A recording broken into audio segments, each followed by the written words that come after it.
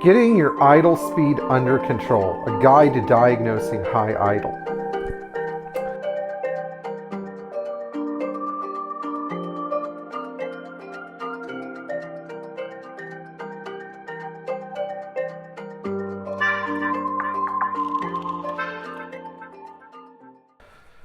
I don't want you to be misled by the title. This is about high idle, but we're also going to do some discussion over voltage relays and how they affect the idle control system. In this video, we're going to discuss idle control systems on 116.965, 117.967, and 117.968 Mercedes V8 engines.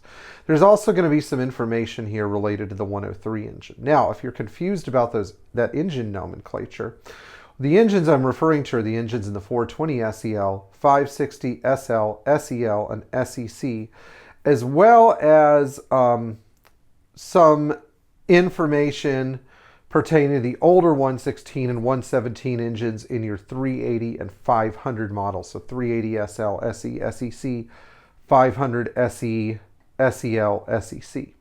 Got it? Good. Now, one of the major complaints I get from people who buy these cars is that suddenly their idle speed goes bonkers. Let's say you have a 560 SL and you get in the car and you have a 1500 RPM idle and an ABS light on. Now, some people think that we're looking at two separate problems, an ABS problem and an idle speed control problem. But that couldn't be further from the truth, because usually the culprit is these guys, the overvoltage relays. This is the early overvoltage relay, part number, well, it's a 201 part number because it was first used in the W201 series, but it was also used starting in 1983 on the 107 series cars.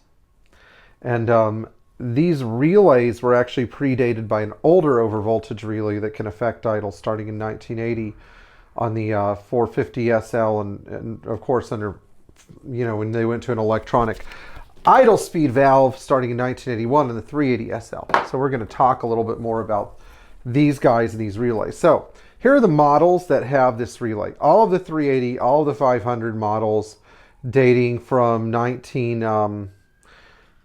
think it's dating from 82 or 83 on the 380s, but from what I understand, all 500 SELs, SLs, etc. with electronic idle speed regulation use this part number.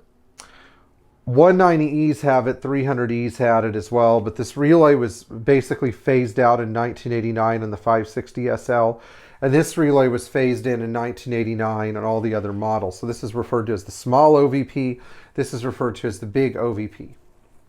If you have ABS, then the ABS light will usually illuminate when this goes bad right when you start the engine. You start the motor, boom, ABS light. Usually on like a 380 SL, for example, because this controls the lambda system and it controls the idle control valve, what ends up happening is you get a high idle and you get no buzzing from the frequency valve and an overly rich mixture. I heard a story one time about a technician that replaced everything in the car's injection control and everything just because he didn't know that this existed. So it would help if you guys know it exists. They're about $85 from Mercedes. Only buy a Mercedes one. I'm holding a Kahler one in my hands because I usually bring parts in here that are not working. But while it is possible to repair these things, I like to, I like to actually get new ones if I can. Now, this is the late OVP. This is actually the double fuse OVP, and the part number on this is 201 540 3745. You can't interchange one for the other. This was brought into use on some models in 88 and in some models in 89. I'm pretty sure, I've never seen a 560 SL with this version, but I heard that the California emissions versions from 89 had it.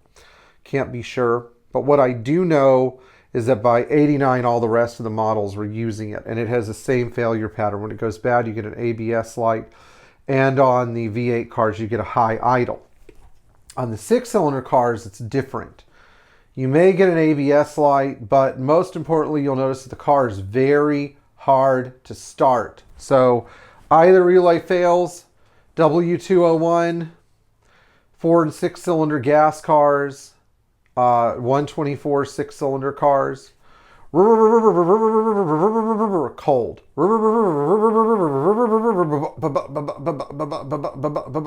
I remember on our 190E when it wasn't working, I should say on Elaine's 190E, car was really hard to start. I didn't have it plugged in all the way. Ding dong, Pierre, anybody home? The car is just really hard to start.